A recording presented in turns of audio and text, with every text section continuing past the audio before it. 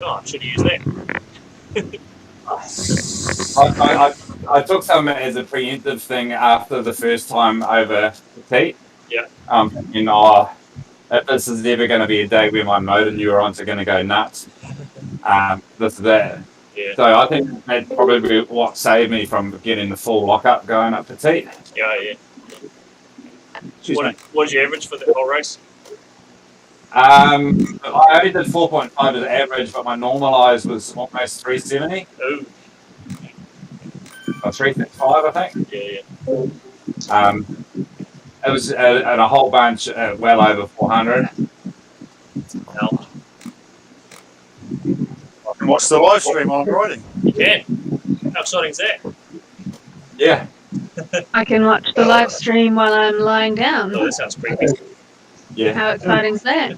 You're gonna It sounds pretty exciting. recumbent bicycle, is it? Is this a keep together, or is it free fall? It's alright, so you've got sweepers, so it won't be an elastic band, it'll be just a ride. Gotta keep up. Do I have to try and keep up? What? Well, if you can't multitask, like I can. Yeah. That's a bit late. Kev, I'm gonna have to start now changing my bike. I thought about that, and I'm on my Cannondale with the Zip 454s because I think that's a respectful bike to be riding. Yeah. Only because you don't have the Tron, probably. Oh, shit. Yeah. Oh, yeah. Right. I've gone over 100,000 meters, and I sort of got it. I've got to change bikes now. Right. I'm surprised I still haven't offered Ben a job at Yeah. And they blocked you. BTRL. Yeah. Haven't even replied. It was such an eloquent letter too. Yeah, I think it's time to post a cat photo. Yeah, those Canadians will struggle with the. Is she being serious? Yeah. Sorry, I don't Yeah. Yeah, the Kiwi humour gets missed a little bit. I reckon you need to crack it up a little bit, Britt. Was that? Did I not come on strong enough? I think you need to get a bit more creepy, eh? I can do that. You can do that, right? There's no issue. I got no issues with that. Yeah. Just go all Harley Quinn on them. Yeah. That creepy. There's a few people tonight, eh? That's awesome. There you go, Kev. I've changed my bike, mate, and my socks. Good work. I actually didn't use a Tron for last night, like every other person did. And I was fine. The world didn't end because I didn't use a Tron. What were you on? Canyon with MBs. Oh, yeah. Nice. I was on my Spello with maybe my PP Swiss. How did your race go, Britt? I had a few dropouts on one of the climbs. Oh, It yeah. was okay. I think I had a good race. Also, I had a few dropouts, eh? Oh yeah, I definitely had a few dropouts. Yeah, I needed that excuse, eh? Just go ahead without me, guys. I'll catch up. Yeah, right. It's not a dropout when you turn your TV off. Yeah. What I might do is I might set up another Kiwi True Ride channel, a separate server, so we can open up other teams. Yeah. Do that next week, Alright. unless we can post that. Is that link you've got, Rob, on YouTube? Is that It's open access. Anybody that's can for use audio? it. Yep, it's got audio as well. Yep. But Anybody it can means, watch I it. guess, that they can't talk back to you. Yeah, but they can text questions and stuff. Not see Oh, them. yeah. Or they can apply a question through mail, through the post, and I'll get back to them in 3 days. The stamped self-addressed envelope. Have you got a moustache? Yeah. Well, I was convinced to go down to tour of Southland, and one of the things that James Canny and I do is we grow a moustache, because neither of us can actually grow them, so we need to prepare for it. So I was preparing Yes. a long time ago, and now it appears that I'm not going to be able to get to Tour of Southland. So I have a moustache, which in Auckland makes me look like a real hipster. And not that I can get out and see anybody, but I think I might just keep it for a bit. Just I think you've rated yourself. I'm not sure hipster. hipster is the right word. Yeah, I think more of a creep. creep hipster, yeah. Either of that. I would think it's a pedophile look, but I didn't want to go too far. So. All right. Well, I think we'll start our chat. So, I wrote some notes down, and I got halfway, like half an hour into some writing stuff, and there's just so much that we can talk about. So what I thought I might, and it was just getting rabbit hole after rabbit hole after rabbit hole.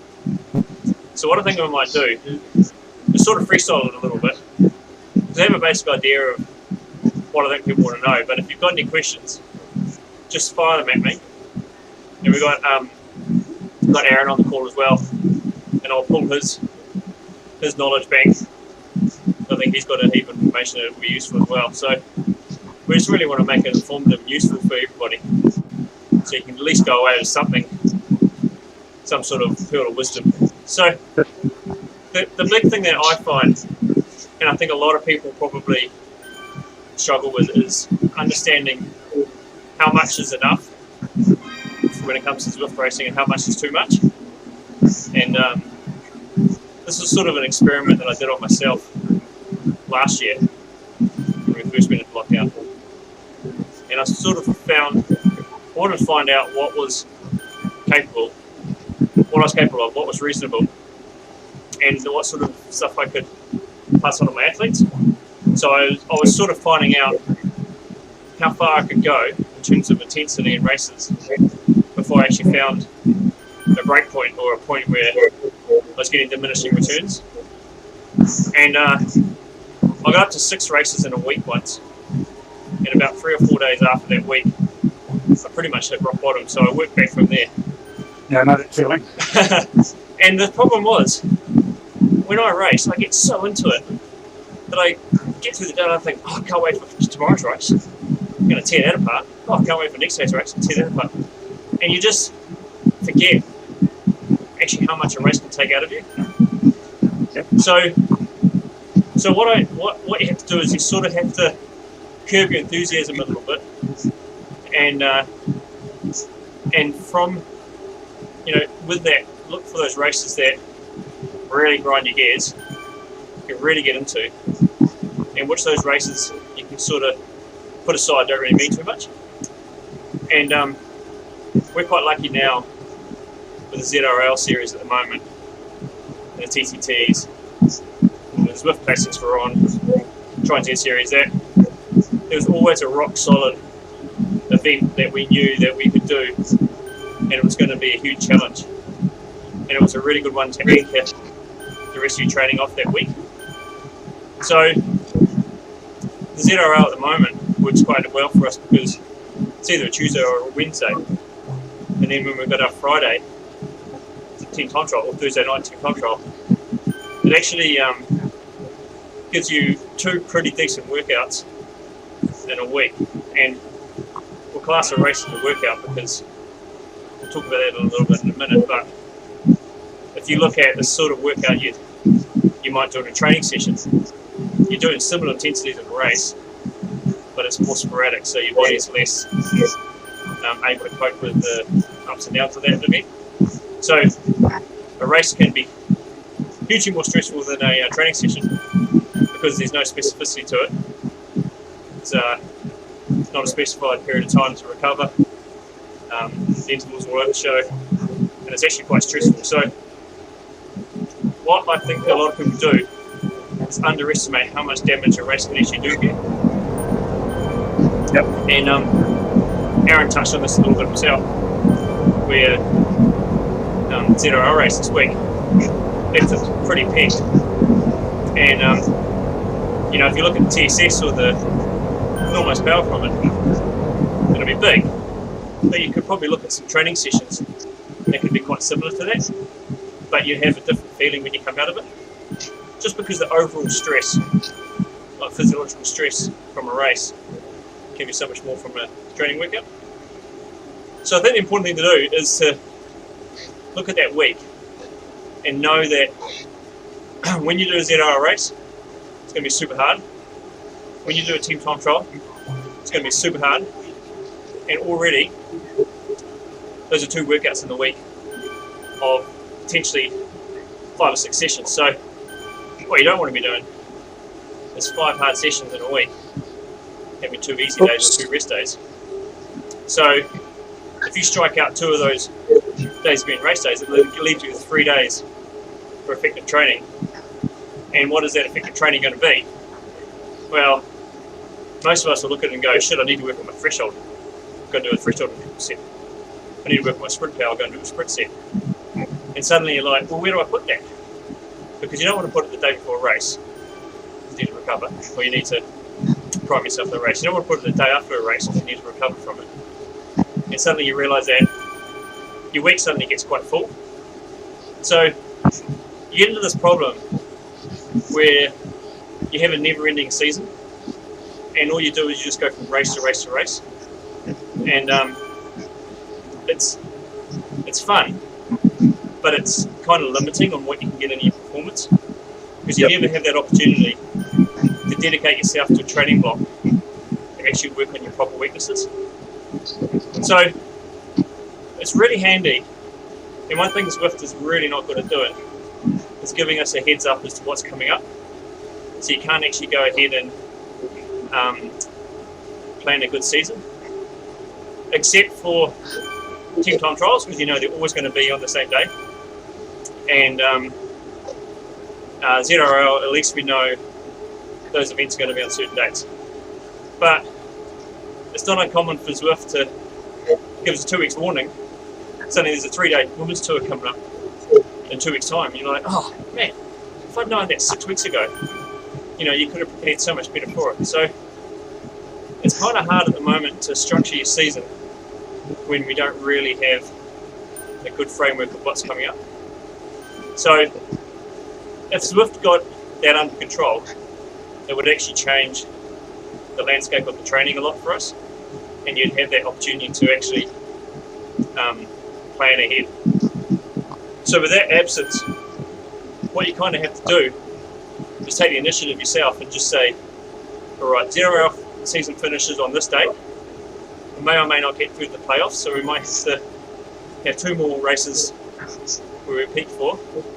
But after that, I'm going to make sure I have 6 weeks to dedicate myself to things that I found out were known weaknesses through the ZRL series, and structure your training so that you can dedicate that 6 weeks, come out the other side, not necessarily more tired or more trained, but better prepared for what you want to achieve in the next block of events. And it's really, really handy to use your Zwift Power profile to see what sort of rider you are and to compare it to other riders and races around you, see what kind of rider they are and what you need to do to be competitive. Because it actually takes probably 6 to 8 weeks to turn around from one rider type to another, which in the world of Zwift is far too long, because we go from week to week in a race and want to suddenly change our phenotype in a short space of time, but it's just not possible. So if you can plan out ahead and you know that through December you're going to dedicate to this sort of workouts, January, February you're going to be doing this, coming through the winter you're going to be doing this sort of workouts, you're going to be turning yourself into this sort of rider. And so focusing on, we know the Zwift Classics are going to be on next year in August, so I think that's the 3rd year they've done them. So that'll be a cool event to look at targeting next year, look at where you found your weaknesses were this year, and aim to hit those races ready to sort of be the new rider. So you've got to get a pen and paper out and get a calendar and start making those changes now, so you don't turn up in 2 months' time not really knowing what you're going to be doing. It's where the annual plan comes around. And you can easily incorporate road racing and Zwift racing into that, because it's still nice to be able to go out on the road unleash all those watts that you've been creating in Zwift in a different environment. So plan out that season and be reasonable and be logical, and don't be too ambitious. Leave yourself a little bit of room, and you'll find that you actually come away with a much more satisfying experience. You don't just go from race to race just getting absolutely pasted. You might find that you're actually the one that has got the ability to do the hard work on the front and put other people to stress. The other thing that I've found is we underestimate the importance of an easy ride, and what we've got today is a perfect example of just rolling along, spinning away, sitting in a group comfortably and not really being too stressed about it. And I find these really, really beneficial. And at the right time of the season, I really like finishing off like a 45-minute spin like this with a short sprint race, like one of the Evo CC races. It's only 10 minutes, maybe 18 minutes is the longest one. But if it's done in a part of a season where you're coming into your key races, it's really good to bring that training you've been working on into a race situation, and you can start honing those sort of sprint skills or climb skills in a race situation, and it starts getting your competitive engine running a little bit as well. So I often prescribe a short sprint race at the end of an easy spin workout to my athletes, just because I know that at the right time of year that's actually really beneficial, a lot of fun, and it's quite good for the ego as well, because you come into an event quite fresh, you can sort of tear it apart a little bit. So yeah, the sprint races is where I got my 1 to 5 minute power. Perfect. Up to a level where I wouldn't get dropped as easy. And it's amazing when you get it, eh? It's like suddenly. Yeah, I did 4 weeks of Tuesdays. Yeah. Mostly. And then so I'm either going really, really hard, or I'm doing this pace. Yeah. In my training. I'm old. Old and smart. Yeah. So, yeah, and so what I'm seeing in a lot of our races in New Zealand, we're tough athletes. Eh? We just feed it to ourselves because that's what we want. That's what we grew up with. So we live and die by the pedal. But it doesn't necessarily make a better athlete. It makes a hard athlete, a tough athlete, but that's not necessarily the smartest races. So if we adopted the methods that a lot of the other riders do, where they really disperse their easy workouts in a little bit of specificity, a little bit of neuromuscular work with high cadence intervals, and structure that around the season, suddenly you're going to start finding that you're a lot more competitive and you have more fun. You have fun kicking ass. That's what I've always thought. Yes, definitely. So, yeah, that's the biggest thing that I see a lot of people doing is 3 or 4 races in a week, or not treating an event with the respect you probably should. Like going into an event with a plan of, I'm going to drive the whole way, see what the lowest normalized power I can get. Oh no, the highest variability I can get, the lowest average power relative to the normalized power, to show that I've done no work, but when it's mattered, I've thrown down all the watts I've got and I've done really well. So that is a really, really good challenging workout, because you have to work super hard to not find yourself front pushing the watts, and then when it matters most, you're there ready to really throw it down. So those sort of workouts are really good. And Aaron talked about that a few weeks ago. He's looking at that red bar in your Zwift power, yeah, and looking to maximise that bar, knowing that you've done a really good job of not doing too much pedaling when you don't have to, yeah, but doing a heat when you really need to. And you notice that all of the best Zwifters, regardless of grade, do that the best. Yeah. So, particularly James Barnes. Oh man. he is the most efficient lifter of just about any level. Yeah. And he makes it look easy. It's not easy.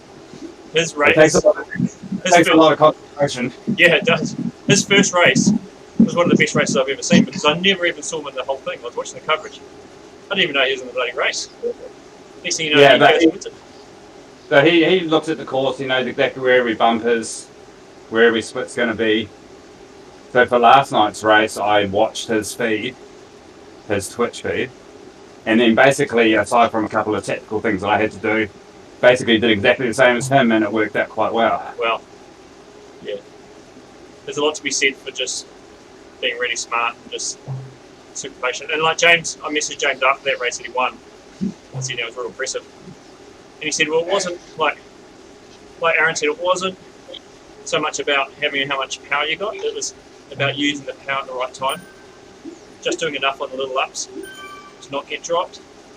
Staying in the back, covering any little moves that might happen. Always being present but never being at the front. Like the ultimate loose forward. You never see him, but he probably wins the game. Yeah. So did you want to talk to them, to everyone about kind of trying to monitor some way whether or not you need to recover either heart rate, HRV, or... Yeah.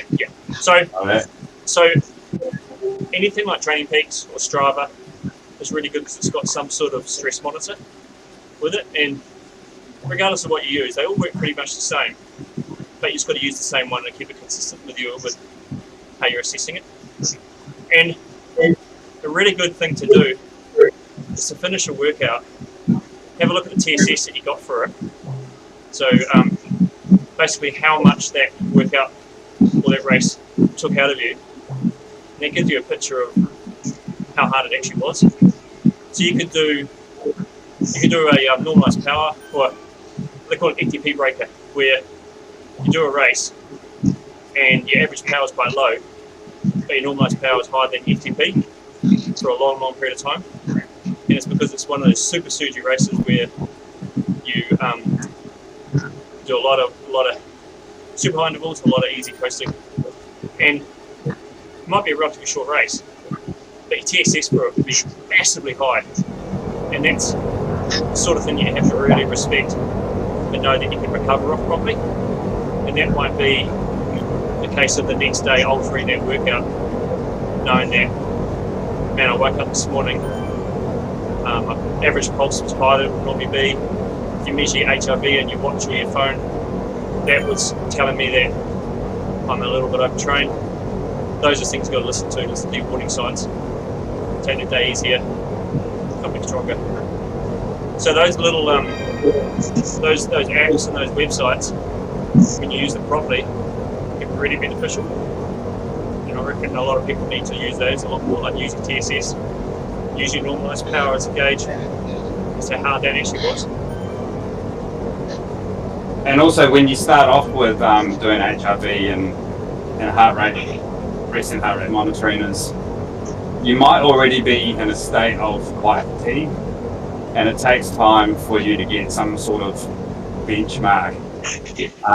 After having a rest week and seeing what happens to your body is really useful if you simultaneously start your monitoring and have a rest week, and you can see what your body does on a rest week, and then when you start ramping in, you can see what your body's doing.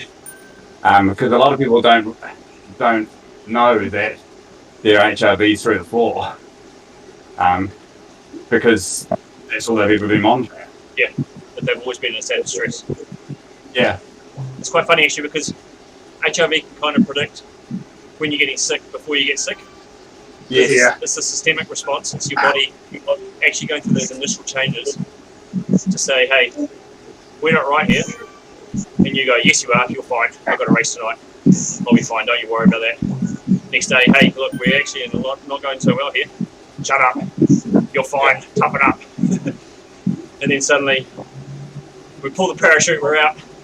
You got 3 weeks off from overtraining syndrome. We don't want that to happen. Because HRV also takes into account your life stress quite well. And also, if you've got a job like what I've got, it can let me know that I've already run from work. What do you use? So I use the Garmin. Oh yeah. Yeah. I used to use the one. I use the watch like 70% of the time, and then the heart rate strap itself properly. Yeah. And balance the time. Yeah. Particularly if I'm not sure if the reading is correct, because I've been using it for like 2 years now. Yeah. And you got to get that pattern with it, eh? Like you say, I mean, different times of the season, you might get different readings. A lot of environmental factors come into play. Even travel. Yeah. You know, you might sit in a car or a plane, and that knocks HRV out. Yeah, I've also noticed that the good old resting heart rates, Mark and I were talking about it the other week. It's still a pretty good indicator as well. Like you can start with your resting heart rate, and that's a pretty good indicator of at least the short term effect of what you're doing. Yeah. Normally by the time your heart rate's gone high, because you're sick, you're already sick. Yeah. But if you have had a hard night racing, then for sure the next day, like mine was up 20 beats this morning. Yeah. So I normally low 40s, and it was like 60 something. Yeah, yeah. Yeah, I didn't even need to check the HRV. I did anyway, but You just knew. yeah, I just knew. Yeah. So I reckon, guys and girls, just don't underestimate how much stress your body is under, despite what you're feeling. It's like you actually feel okay. Your body can hide symptoms pretty well until it can't hide them at all. And those warning signs are really valuable. I think it's my issue. Yeah, but also just knowing yourself, knowing, okay, yesterday's race took me an hour 10 or an hour 5 or whatever. My normalised power was 92% of threshold. That is super high. Maybe I do feel okay, but actually I know that's quite hard. I need to respect what my body could be going through, rather than waiting for it to be too late. And then you bounce back better, because that time trial that comes 2 or 3 days later, suddenly you're fresh for it, you're pumped, you know, you're really going well. And those are the ones you want to do well in, because in team races, you don't want to let your teams down by getting smoked. And with the team time trials, you know what the stress is. It's pretty close every week. Yeah. So maybe the team time trial is part of your workouts as an under-over, like I use it for. Yeah. I know that I'm going to get X amount of TSS at X amount of time, and it's easy to know that I recover from that in a day or so. Yeah. Yeah. And those other unders, I mean, that's a specific workout that we prescribe, but it's just basically where you're going over threshold, under threshold, or not necessarily even threshold, but a line that you've determined, you'll go over and under that line. So whether it's slightly over threshold, you're going over and under that, or under threshold, you're going over and under that.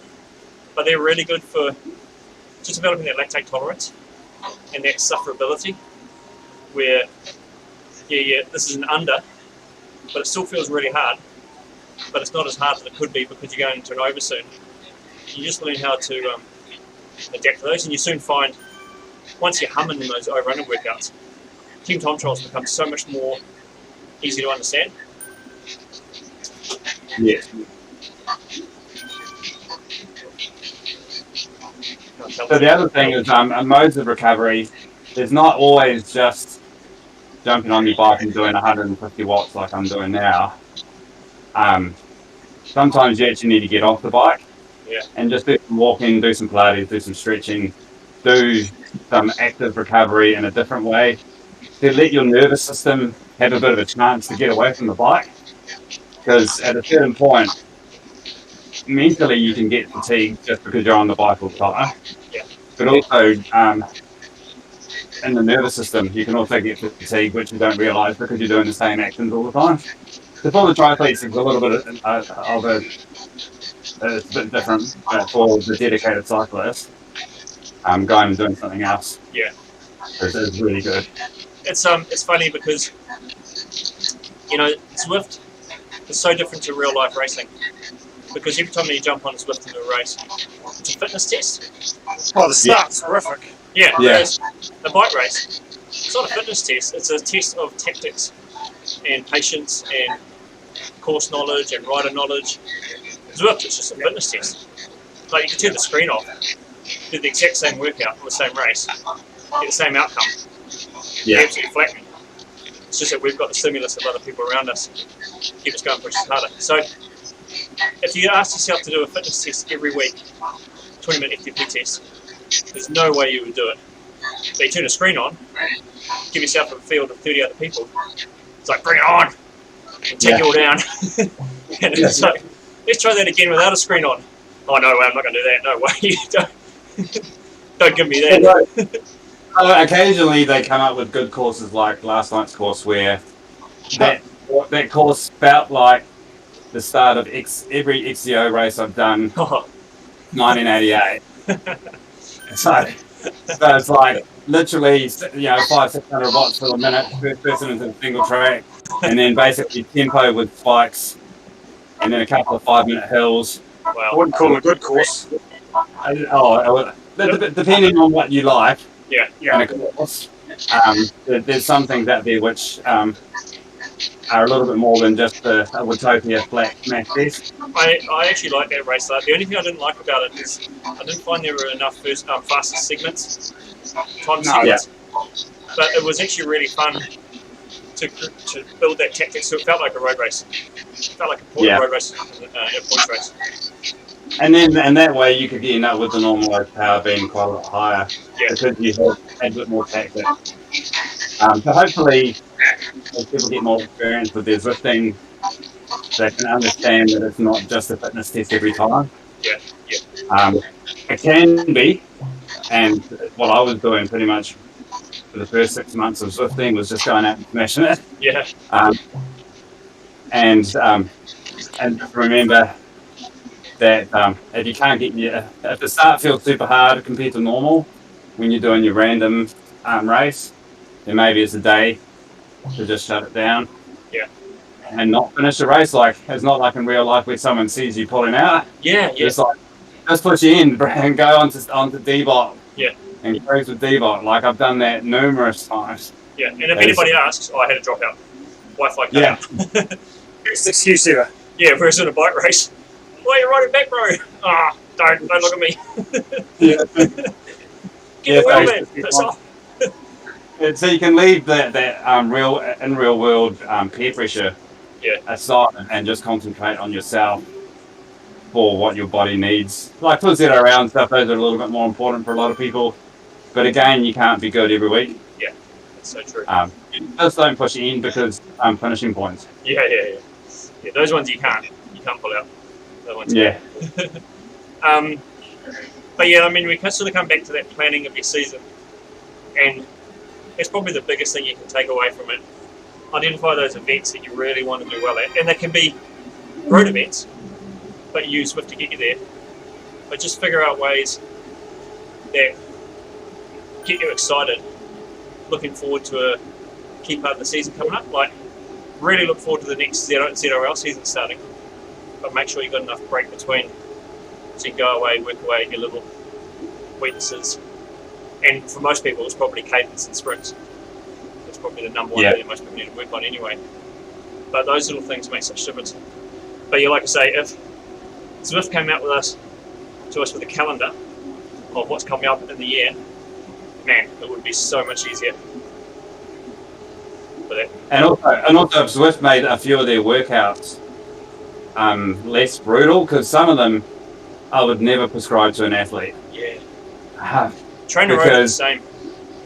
Because they're just like they're theoretically, physiologically possible, but they're based around someone having a reasonably even power profile.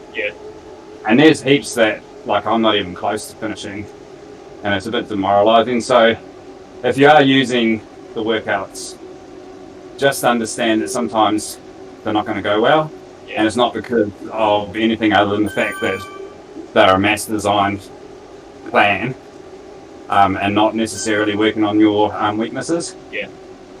That's so true. I mean, you got to realise that some guy in some propeller head in a computer an office somewhere in the States has written this plan that doesn't know who you are, what you do.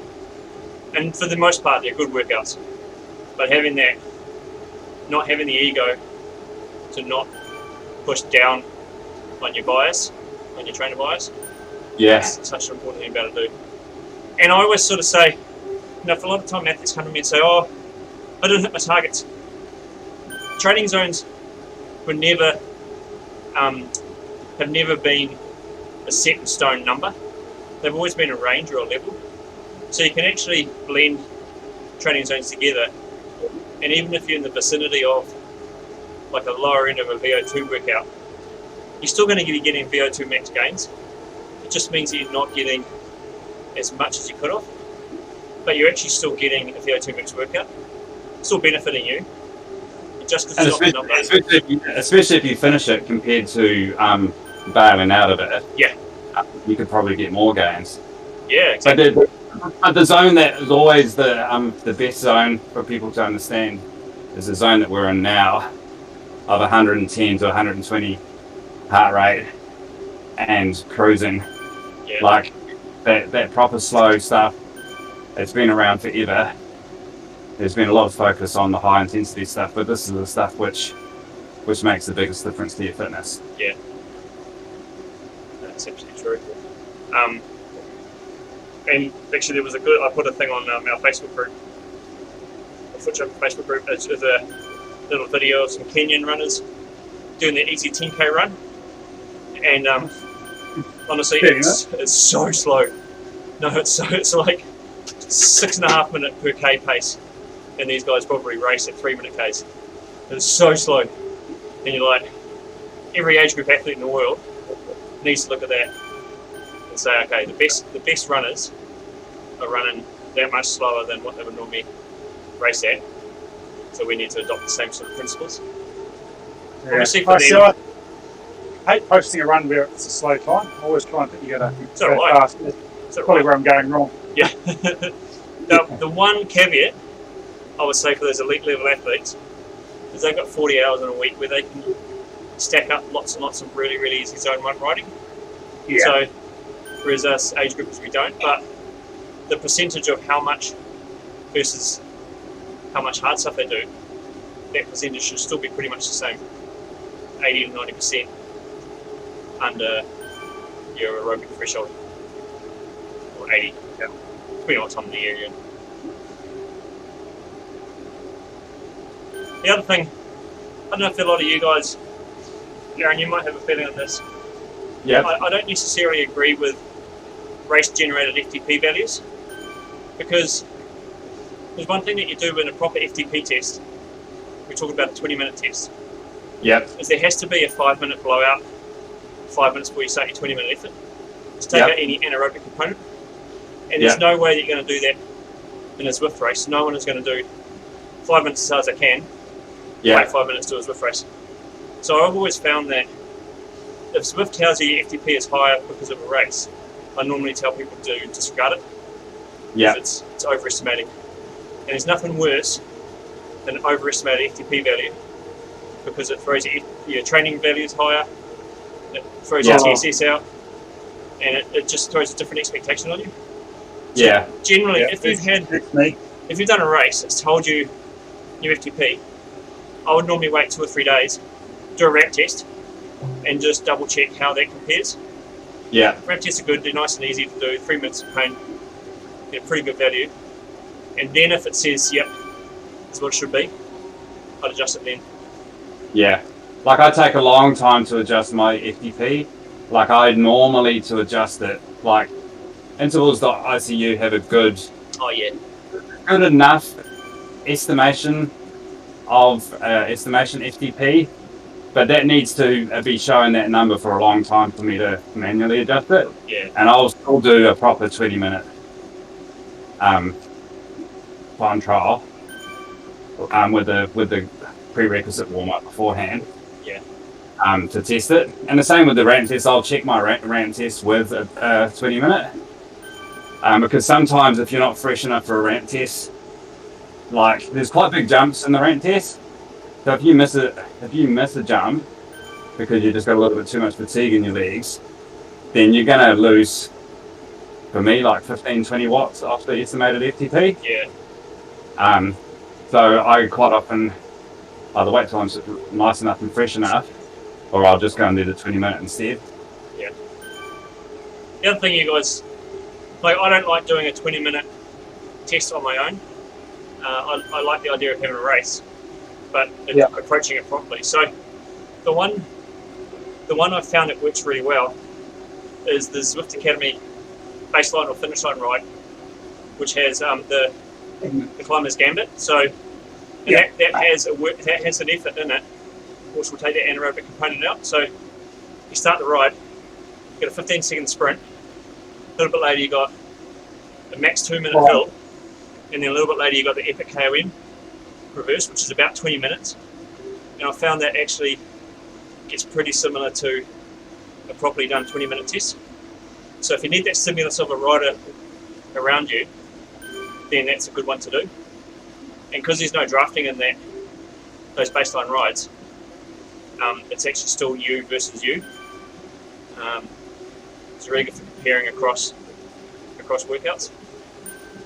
But I don't know how long they're going to leave that live. Yeah, that's the reason why I use a normal ITT race, like a Tempest Fugit. Oh yeah. And then I'll do my warm-up with my activations, and then just get my temperature under control. Yeah. From easy spinning, and then the competition side of things means that I'm not in my head as much. Yeah. And then I can normally get the best. Do you I can. When you're in the pen, do you message, "Hey guys, I've just done my 5-minute activation, so I'm not going to be as fast as I normally would be"? No, because I would. I've got a couple of watts spare, so I try and draw attention to myself. Just so you know, guys, I would be winning this, but I'm going to use it next time. But the problem is that I'll do my 20 minutes and I'm blown at the end of the 20 minutes. Yeah. And it's still, for me, normally like 2 to 4 minutes left. Oh, yeah. So then I take 30 seconds and I'm like, oh, I'm winning it now, or I'm in third or whatever. And I'm like, oh, now I have to do another 2 minutes. And that's it, quite a good, after your kind of 30 seconds soft pedaling, yeah, what you can get back up to by the finish line is also quite indicative of what your real FTP will be. Because you're pretty blown at the 20-minute mark. Yeah. And then try and drag your ass for another 2Ks. That number that you drop down to is probably close to what you would do for 40 minutes, 45 minutes. Yeah, true. You don't get people messaging you say, "Hey bro, you went too hard, you blew up." You got to your tactics. No, I think I do all right in the individual time trial, so people are normally too worried on their own stuff. That's cool. But then once you set, like, for guys like myself who have been training the power for like 11, 12, 13 years, like my FTP has stayed within a range for a long time. Yeah. So you know that if you're getting something weird coming through on things, for the new people, definitely do a ramp test. If you haven't done a ramp test and you're just using Zwift FTP, then definitely do a ramp test. Yeah. Workout? Yeah, do Zwift workout ramp test. Yeah. Okay. Trainer Road and Zwift have slightly different protocol, very subtly different.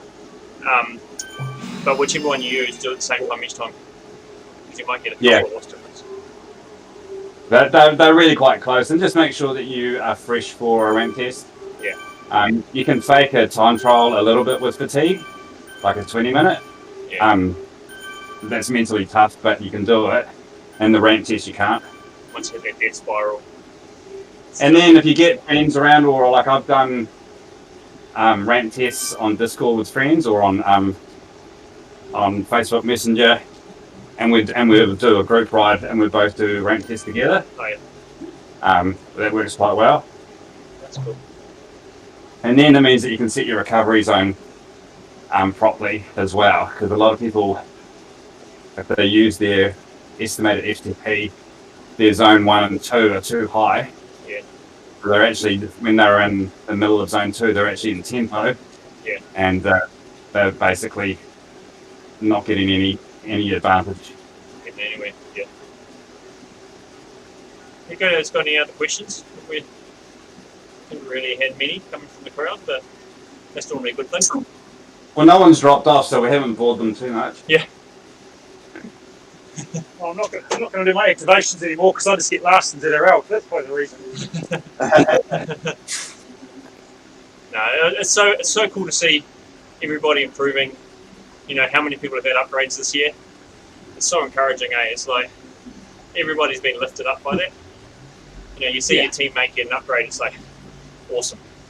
Yeah. Everybody's winning. And then also, as you improve against your teammates, like I've got some pretty epic teammates, which I'm barely hanging on to. And to keep pace with my better teammates and find that I'm closing the gap, like that's really encouraging. Yeah, that's good. And it means that, like, because when you've been riding for a long time or doing triathlons for a long time or just in general, you know, being active, the motivation thing can be a bit of a struggle, but teammates always give you motivation. Yeah. Especially these teams races, eh? Like, if you don't get up in the morning and do your race and you got teammates there waiting for you in the pen, they're well in their rights to abuse you publicly. Yeah. So you I need to sleep, man. Yeah, oh yeah. Yeah, well, that don't happen once, Andy. That's a good excuse. But no, it's good. It's really good, guys. No, I think it's pretty good. I think we've nailed everything. Solved the world's problems. Yeah, no, it's handy for me. It's because I was sort of in that mould where before this team came along, I was just doing group rides in the odd race. Yeah. And now I'm doing more races than group rides, so I think I need to switch it back. Yeah, it's the the start day, easier right? ride. Yeah, different times of the season we'll do more. But definitely you can over race. Well, I think 10 races in 1 week. Yeah. 3 TTs. So. Yeah. Like you can do that as like a mini stage race type scenario where you get an adaptation from a block of training. Yeah. But that needs to be trained. I would do, depending on what I'm trying to work on, I'll do 3 races in a day as a little mini stage race. To get some adaptations that I'm working on. Yeah. So there is a benefit to that. And also you have to remember that for us older athletes, the recovery is ridiculously poor. Yeah. But also the masking is very, very high. So because like I'm close to 50 and I feel bad pretty much every day, sometimes you don't know if that's because of the training or it's because you're just getting older. So you just need to be State of I just feel like I've plateaued since I got upgraded to A. I haven't managed to get any gains. I've gone a little bit backwards. So there's probably a time to give it a couple of weeks easy, come back at the end, and then start targeting those little races just to build that back up, build that confidence up. I have no problem about cherry picking races though. Like, a win's a win, man. Yeah, like if there's 5 riders in a race, I'm doing it. I'm doing it, yeah.